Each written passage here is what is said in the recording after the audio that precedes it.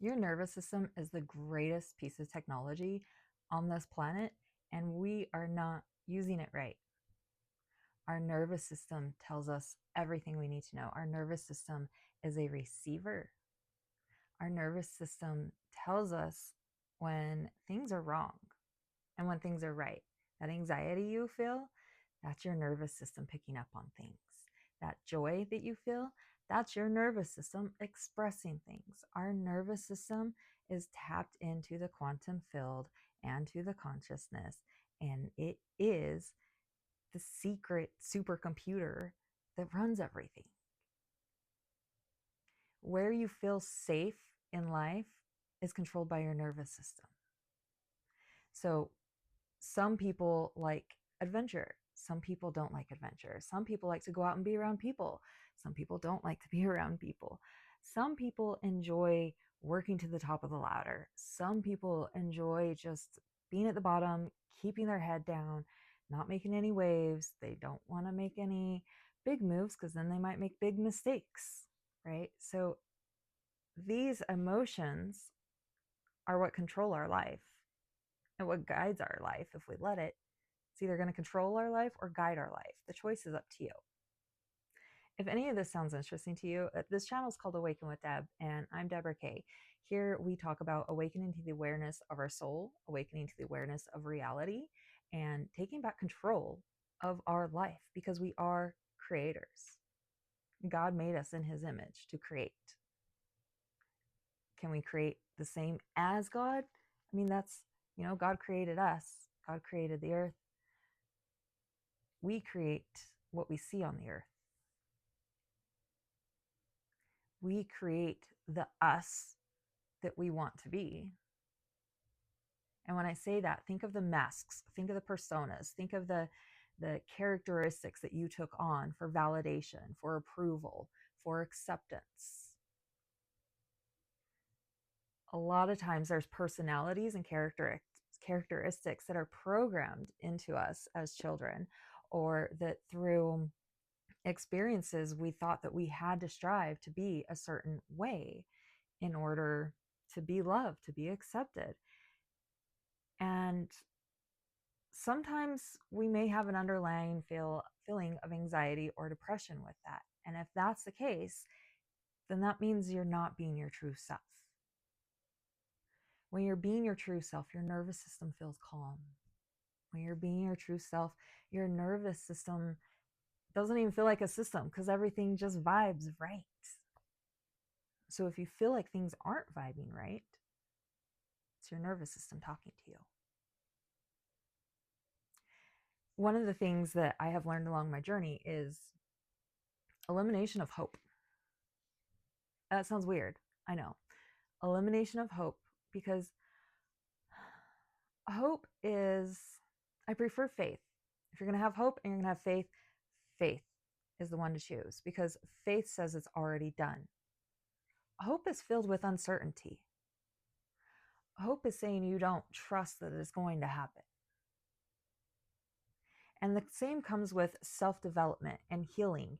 And so let's see, and I'm a self-development guru, right? But yet the more that we strive to be something that we think we already lack or think that we aren't, the more resistance that we're creating within being able to receive information for who we actually are.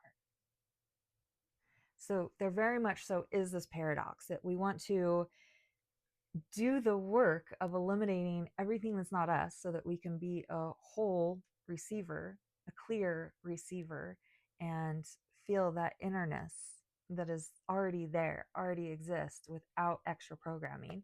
We want to take away the layers of programming. However, if we're striving and trying to do all this, then that is stating that we hope we make it. We are stating that we aren't actually these things that we want to be, and we're trying to become something that we desire to be. And the paradox is that you do all these things, but you do it with a knowing that it's already happened, a knowing that you know already who you are. Anytime you desire something or want something, that's creating resistance. Anytime you, just by saying that you want it, that's insinuating that you don't already have it. And that paradox is what needs to be cleaned up, right? I feel like for those that are watching this, you've already been through this part. I feel like you've already done the manifestation part. You've already done the internal work. You've already released the layers of programming. Where you're at now is you are converging timelines of past, present, and future. And what that means is that your future self is linking into your current self and letting you know that you've already made it. Whatever's going on this planet right now is really interesting compared to any other existence that we know of. And as I say this, I'm thinking of timelines. I'm thinking of parallel dimensions. I'm thinking of the fabric of reality being manipulated, and somebody did an oopsie somewhere. And that changed the rules and the laws of how wherever we're at right now operates. And I say wherever, like Earth timeline. Are there many Earths? Are there many parallel realities? I feel like the way things used to be up until the last decade or two, things were more solid. And then something happened and made everything a lot more malleable, a lot more unstable. And we're seeing the instability because as you get billions of people on a planet that are trying to co-create, and we all have our own idea of what creation should be, that's going to create a lot of resistance. So we're using our nervous systems to sync up to other like-minded people that are pursuing the energies of creating this new earth. Collectively, we can do it. Collectively, we can create a new earth. Collectively, we can reach a state of peace. Collectively, it starts with you. Collectively, it starts with me.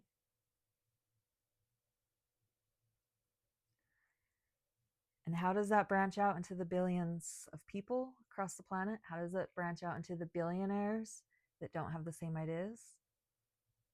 I'm not entirely sure, but I know that it can and it will. Some way, somehow. Balance is being restored. And our nervous systems are turning on. We have a pandemic of anxiety right now. If you haven't noticed, it's a very big buzzword. When I was a child, I didn't even know what the word anxiety meant.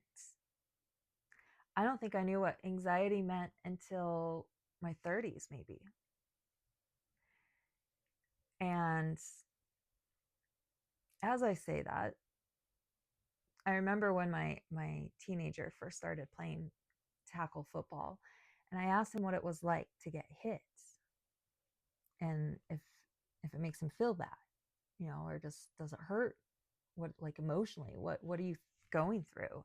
And he's like, yeah, I get a little bit of anxiety, but I just take a deep breath and I process it and then I move on.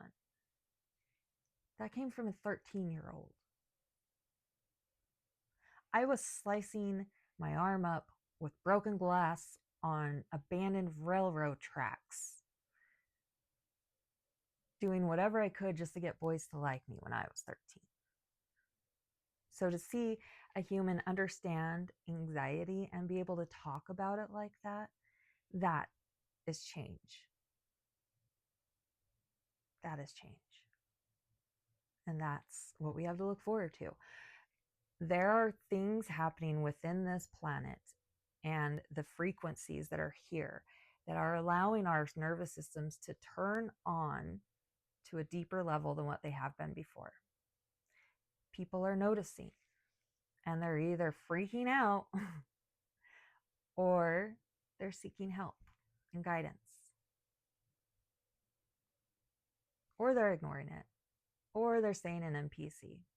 But if you're watching this video, you are not an NPC, non-player character. If you are watching this video is absolutely called to you. There is a message in here for you, because that's how it works.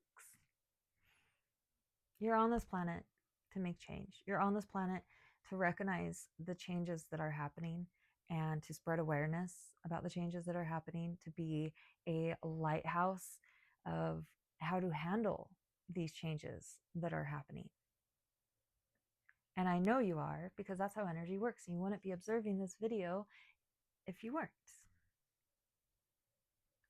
So our nervous systems are a very important tool. And I have spent, how old am I? Over a decade trying to understand the nervous system. I remember when I first went and had a little acupuncture session, and the person first told me parts of my body that had issues that I hadn't told him had issues. It wasn't obvious. I mean, look at me. Would you think that I'm not healthy? I look pretty healthy. And he was able to mention it right away. And then he also told me that my nervous system was stuck in fight or flight mode. I had no idea what he meant of any of those words when he said it. I didn't know what the word nervous system meant. I didn't know what fight or flight mode meant. I didn't know what those things meant. And so to hear those and to start that journey, like, it's a beautiful thing. My life has just completely changed once I started listening to the guidance of my nervous system. And bless that person's heart who told me that information about my body and my nervous system, because he actually passed away last month in a car accident. So, bless his heart. Thank you for that moment that put me on a journey of awareness. And you have no idea how hard it is for me to shove down all the emotions of wanting to release the emotions of his passing. I can hold in emotions for that easily because I've been through it dozens of times. I've lost dozens of people. And each time is a new lesson of how the nervous system reacts.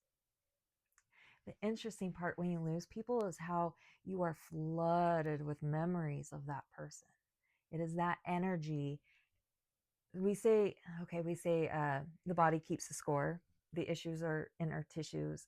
We hold emotions in our body. When we're a child and our brain and logic sense can't process everything that's happening, the body physically shoves it into the body somewhere. And that's how we become who we are. And when people pass on, every single electrical signal that was associated with that person comes alive. It's amazing. I mean, I've talked to people that have recently had parents die, and they said that before they died, they didn't think they had many memories of them, but then the instant that they died, flooded with memories they didn't even know existed. How does that happen? How is it that this avatar can hold information at such a quantum crystalline level that our conscious logical brain cannot retrieve it upon demand? It has to be triggered. Isn't that weird? There's a lot about this body that we do not understand. But if we learn to listen, take our time to slow down, pay attention to our nervous system, pay attention to our intuition, spend time in meditation and silence, get out into nature to get away from the Wi-Fi signals, get away from the molecules that man have created, see the fluidity of the actual energy that is Earth. Because it is fluid and our nervous system is the one that's in control. That's it for today's video. This video is meant for you if you've watched it. It's always meant for you if you find them. This channel is filled with channeled messages, ready for those that are ready to hear them when they need to hear them. If any of this resonated, make sure you like for the algorithms, subscribe, because it really helps me out and it tells the world we are here We are collaborating. And comment below something about your nervous system. What do you know about your nervous system? Do you feel anxiety? Do you know that anxiety and excitement are actually the exact same physiological response? It's just how our consciousness and logical brain perceives it, how it labels it. True story. Your homework today is to pay attention to your nervous system. Pay attention to butterflies in your stomach. Pay attention to when your heart rate starts racing. Sometimes I have to deal with upset clients at work, and immediately my nervous system kicks in because that's not my environment. I don't deal with conflicts. Lower vibrations, I just don't have time for it. And my nervous system tells me so. I hope you all have a blessed day. I'm Deborah Kaye.